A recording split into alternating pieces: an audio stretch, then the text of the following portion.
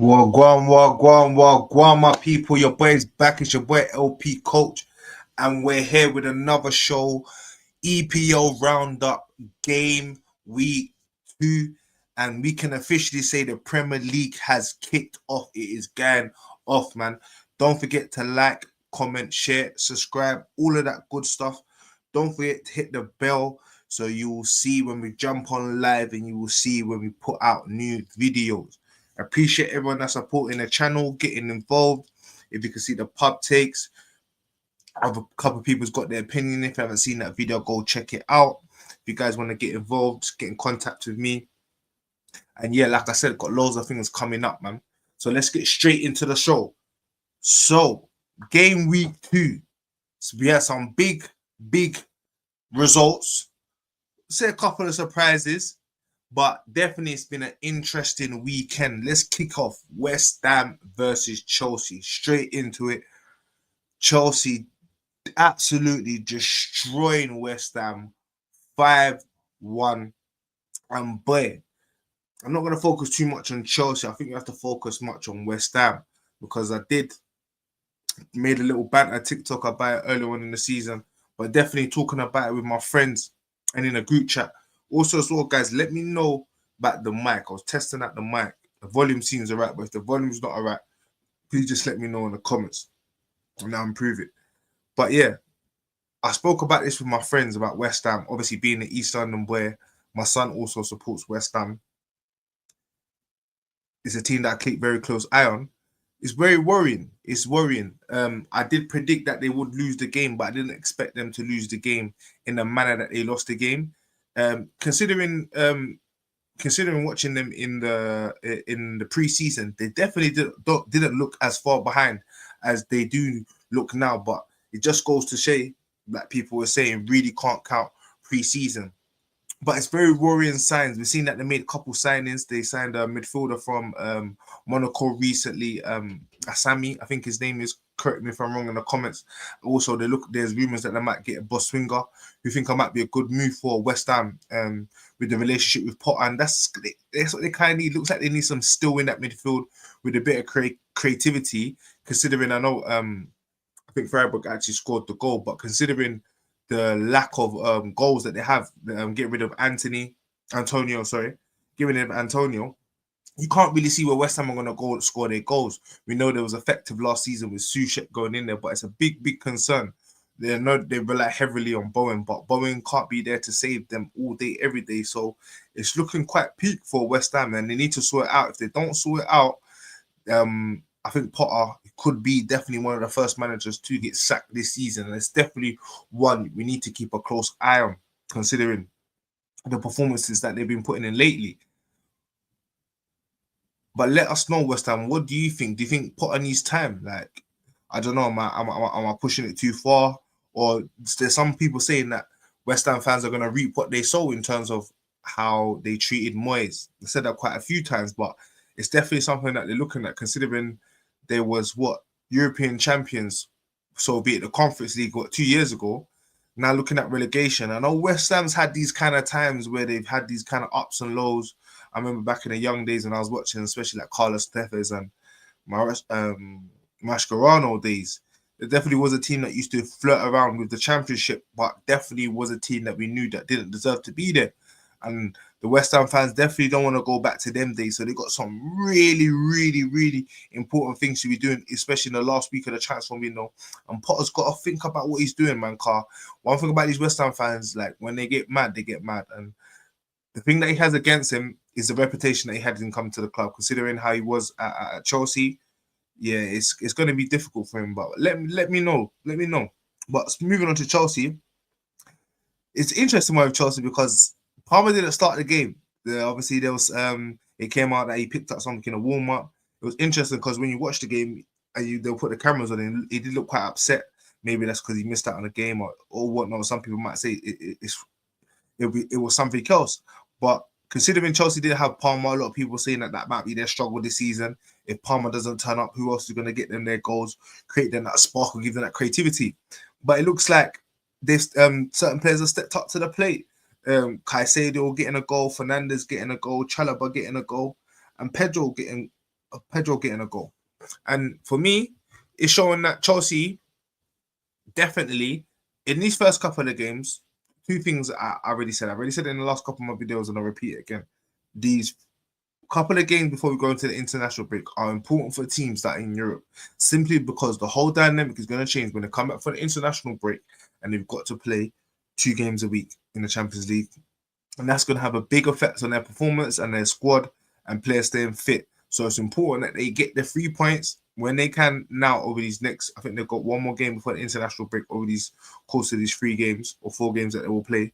Some playing, the ones that were playing in Europe, and Chelsea getting them points over the line. We'll talk about Liverpool later on that point. What my point is now, the results are what's most important. Getting the 3 points on the board. All the excuses in terms of match fitness, players need to go, players need to come in, manager try not tweak and find certain things.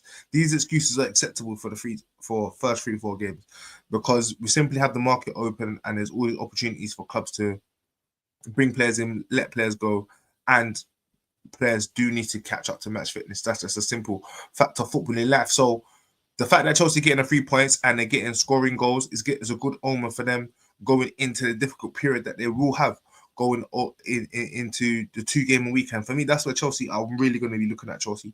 I did have my doubts about them at the start of the season. A lot of them doubts clearly have been wavered, but there's still a few questions that need to be answered. And the most important questions that need to be answered are when they do play 2 games a week in the Champions League and the Premier League. Because like I said, that's when the teams in Europe are really going to be tested, because when you're playing them 2 games a week, it really has an impact on your squad. And when you have to tweak it and play certain players in different positions, and you have to rest certain players because if you play them too much, there's a good possibility that they're going to get injured. It's very, very important that clubs manage that well, and we're going to see how these clubs and managers react to it when we get to that period. But important win for Chelsea, nevertheless. Chelsea fans, let us know what you think. Let us know what you think about the performance. And what I said, do you think that you're ready for that 2 games a week? Do you think it's going to be important? Or do you think what I'm saying is total rubbish? Just let me know in the comments. Moving on to another very important big game. Saturday, 12 o'clock, Manchester City versus Spurs. 2-0 victory to Spurs. Now, this game for me was very, very interesting because it was one of the first big games in terms of how teams from crossover from last season. Some may say Man United versus Arsenal was the big game, but considering the position that Man United is in, some may say not so. But with 2 teams that a lot of people are expecting something from that's going to have an impact on the course over the season, with Spurs, both Champions League teams. Pep Guardiola trying to revive his season after such a poor season last season, his standards, and Thomas Frank trying to set his claim and set his mark on his Tottenham and really trying to stake his claim as the Spurs manager. And it looks like he's done that. 2-0 victory, goals from Brendan Johnson and who scored the last goal again? Correctly. Let me pick it up quickly. Paulinho. Yeah, that there in the box, one tap. Yeah, Paulinho. Sorry. Yeah, Paulinho. So 2-0 victory from Spurs. And this win is very, very important for Spurs, simply because of a lot of what I said before, and also because of who they've done it against. With Man City getting the win that they got against Wolves last week, everyone was anticipating that Pep's going to be back. Man City was the favourites, and we all thought that the 3 points was going to go to Man City. Well, Thomas Frank had different plans, and he's gone out there and he's put in a team that's going to put in a good performance. There was question marks about the first goal, was it onside or offside? Some may say the Man City player switched off in that instance, and Brendan Johnson goes and gets that goal. But for me, there are big question marks about Man City in their defense. I thought that with the experience of Stones and Diaz that they might work it out, but it looks like there's serious questions in there. I know Pep made some reinforcements in January, but it doesn't seem to have worked as such. There's rumors that Akanji might come out, but Pep can't keep spending this money. He's spent a lot of money. He's spent a lot of money on the players. There's certain players that Savio that's reportedly going to go to Spurs. Negotiations going on for £70 million plus still, but these turnover players that Man City are doing, this quick fix mission that Pep Guardiola's on, I think he needs to do something different. Just in terms of building some consistency, we saw the likes of Phil Foden still not starting, performing that well. Team still managing to shut out Haaland, and he's had pre-season. I'm sure that he's tweaked at it and worked out a lot of things. And I guess we just got to give them time. But this is definitely going to dent them in their progress in fighting back to the standards that we know that Man City can be and Pep Guardiola can be. And focusing on Tottenham, it's a big win because everyone question marks them and their lack of activity in the transfer market, considering the money that Man City have spent to Spurs. Some was feeling that maybe Man City might be too superior in the game, but we can see over the last few games, including the Super Cup final, that Thomas Frank is getting a tune out of the players that he's already got there. He's setting the standard. He's improving the consistency in performances in a lot of players, and that could come from maybe of a lot of the rumors that we heard last season that Ange Postecoglou and his style of play, maybe a lot of players wasn't suiting to and enjoying it. So maybe with this style of play, they're enjoying it more and they feel more cohesive as a team, which is allowing them to get top performances. So for Thomas Frank, it's definitely commendable in his quest as a Spurs manager. His first 3 games, including the Super Cup final, have definitely been good performances, picking up 2 wins. Burnley, some would say, was a result that they was expected to get, but definitely this result against Man City has given him a good footing, and definitely at the start of the season is going to give him the impetus and the players to push on with his ideas and how he wants to push on and move forward for the club. These are the little tweaks that you see in clubs that kind of change their season and change their momentum and change their direction. When you can get these wins against these big clubs for a manager so early in his tenure, when he's trying to get these messages and trying to get players on side, getting these wins are vital. So for Tottenham, this is a good omen for them moving forward. The big thing for them last season was consistency. They did manage to win the Europa League, but they did finish 16th in the Premier League. So it's definitely a big win for Thomas Frank, but still question marks about their consistency. And we'll see that over the course of the season, like I said, big factor with them playing 2 games a week. Another big game I want to talk about on the same day was Burnley versus... Actually, before we talk about Burnley, we'll talk about Arsenal. Arsenal, 5-0 victory. Amazing performance by Arsenal, 5-0 against Leeds. First off, it was a very slow performance. Very slow.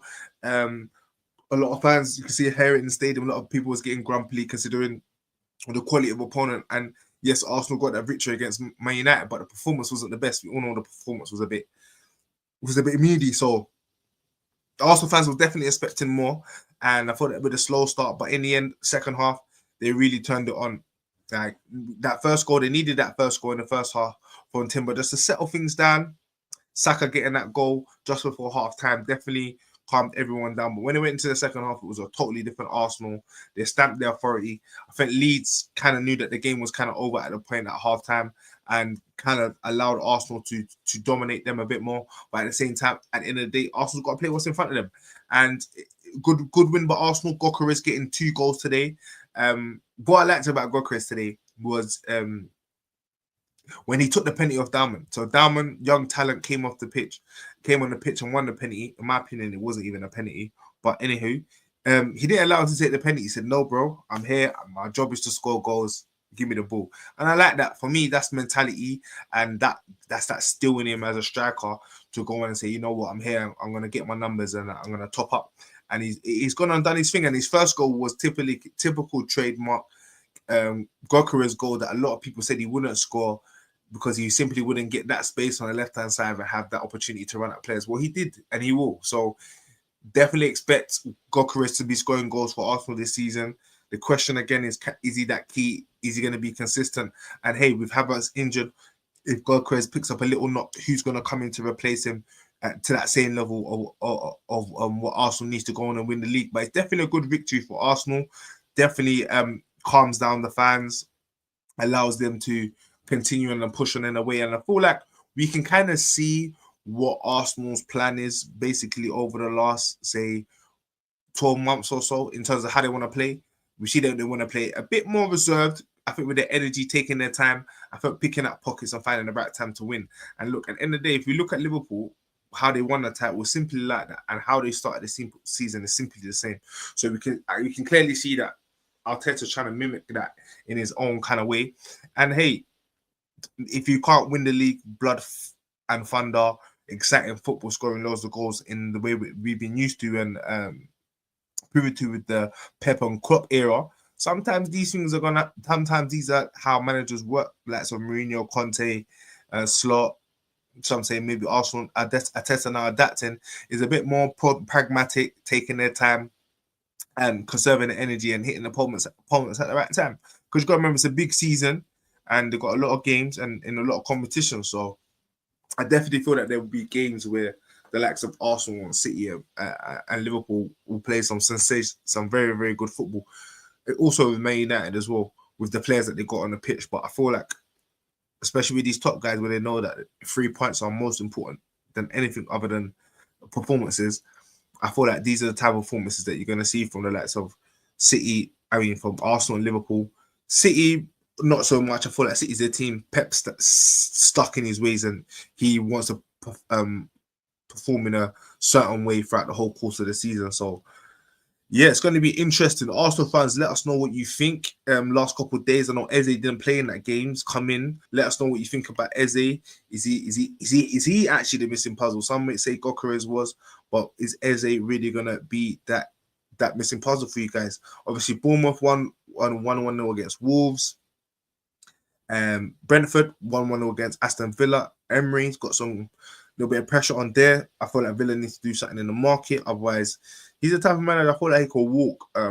Considering what he's done at Aston Villa and his record already, I feel like he definitely a manager that could get a top job. And a big game that I wanted to talk about was Burnley versus Sunderland. 2-0 to Burnley. A very important win for Parker and his boys after a difficult start against Tottenham, 3-0. And this, some may say, is an early 6-pointer. Early 6-pointer for the likes of Burnley and Sunderland, 2 teams that people are pipping and favourites to go down in the Premier League. And for Burnley to pick up these points at home against teams in a relegation battle with them is crucial. Cullen, captain, managed to get a goal in the second half right at the start. And the first half was a bit slow, and some would say Sunderland should have deserved the lead. You can see with the way that they play that set pieces is going to be very important for them. Getting Xhaka into the club, great set pieces. Had a lot of chances in the first half, Sunderland, but just couldn't finish their dinner. And in the end, the home crowd, Burnley, getting that goal in the first half. We all know that how important that first goal is in the first half. Burnley managing to get that goal through Colin. Back and forth chances in both games. Very exciting game. And then right at the end, Anthony bang with the winner. Great goal, turning the keeper, finishing off a brilliant move. And these are the games that Burnley need to win if they have any chance of staying in the Premier League. Sunderland as well, they'll be very disappointed with their defeat considering the start that they had. But definitely there's something that both clubs can learn from the defeat as well as the win. But definitely early 6-pointer that could bode well for Burnley in their quest of staying in the Premier League.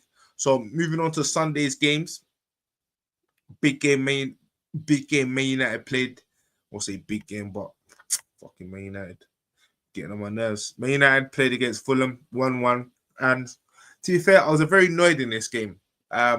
As a Man United fan myself. And the reason why I was so annoyed in this game, and I think I'm just slightly getting over it, because we've got Grimsby tomorrow and I'm expecting us to smash them. But I was simply annoyed because I saw Cunha up front for 2 games in a row. And it simply annoyed me because I just didn't understand it. Why have we bought somebody that we know is an excellent 10 to play up front when we had a striker who we played all pre-season, and a week before the big game, we said, we don't want you no more. Cunha was our first signing. So if we knew that Cunha could have played this position, why didn't we just tell Højlund from the start of the window, you can go?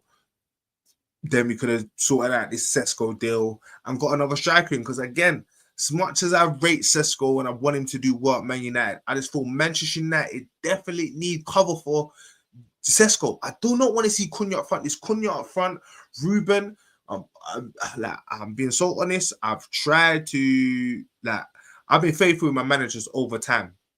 I've been faithful with my managers for a long. For me, I'm a very optimistic Manchester United fan. Anytime Man United, I'm always very optimistic about my team. But over these last 2 years, especially with Ten Hag and the transfer over to Room and all the takeover and the toxicity and everything surrounding this club, I just want something that makes sense. And right now, Ruben, you're not making sense to me. The stuff that you're saying is getting me. Is I'm trying to take you with a pinch of salt because sometimes you might be playing mind games. Because I know one of the biggest issues, you don't want a lot of people to know what's going on in the club. But like this has been hurting my head over the last couple of days. And the Cognac front thing, not having a bar of it.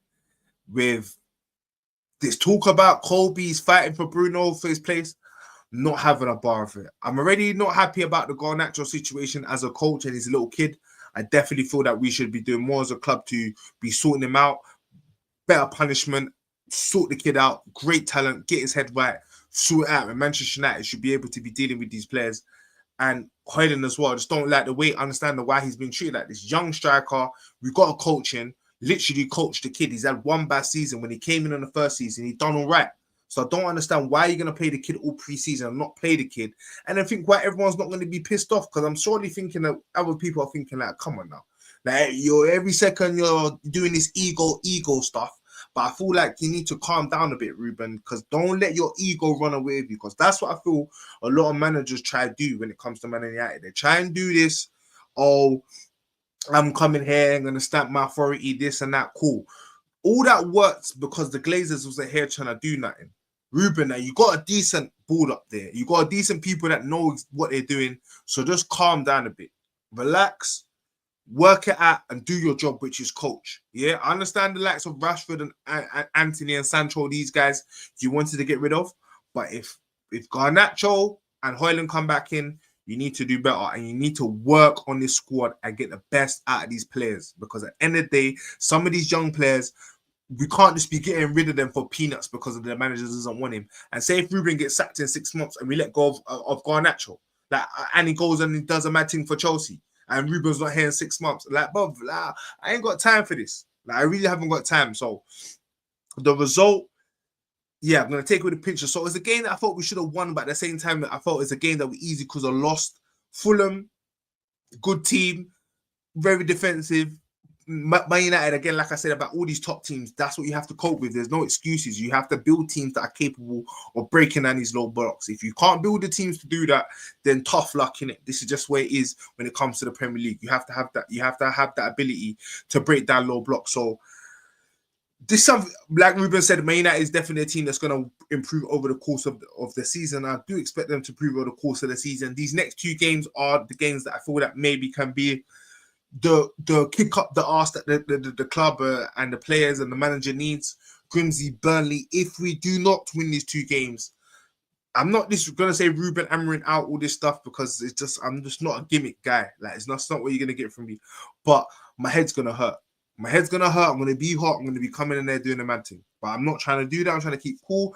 Ruben, please, I beg, thank you. But 1-1, Fulham, Man United. I expect more from Ruben. I believe Fulham's going to have a decent season. Question marks on who they're going to sign and keep in this last week of the window. But Andrea Silva, their manager, definitely got great experience on that aspect. Fulham to have no worries, but I feel like they should be pushing on for the European spots. But before I end the stream, quick ones. Everton, Brighton 2-0. Everton, I predicted, if you check my preview, I did feel that Everton's going to win this game. I feel like the home stadium for Everton this season is going to be big for them. Or watching Everton over the years, especially with Moyes' first time there, one of the biggest things at the club was the fans. Yeah, that small cauldron of a stadium, going over there was not easy. Now you're going to go over to their new stadium, much bigger atmosphere, much bigger fans. The fans are going to be loving it. And I feel like this is going to be with the David Moyes there. I feel like Everton is definitely going to be one of the hardest teams to beat at their home ground. And it just shows with Brighton. Baleba didn't start the game, came off on at halftime. Obviously, the game before, he did come off at halftime because they said that his header wasn't in the game. Rumours that he might go to Manchester United. Do I personally believe that deal's going to be done? No, Man United do crazy deals at crazy times. So I do expect that deal maybe to get done on that last day of the window. Could it affect Brighton? well, how Brighton's been over the last year or so, maybe what affect them. They did have some good chances in the game. In the first half, they actually done well. Then a few chances, I seen it on my home when he flicked it over the head, slapped it against the crossbar. I was like, ooh. And they did have a few chances to go on and get the lead in the game. But in the end, second half, Jack Grealish looks like it's a Jack Grealish redemption time. I did kind of question Jack Grealish and his move to Everton, just considering the position that they're in, not being in the Champions League and him wanting to go to the World Cup. I didn't think that was a great move for him, but it's looking like that it might actually be a good move if Jack Grealish can keep up this consistency moving forward. But yeah, it was a good win overall for Everton. I do feel like they're going to be a tough team moving forward.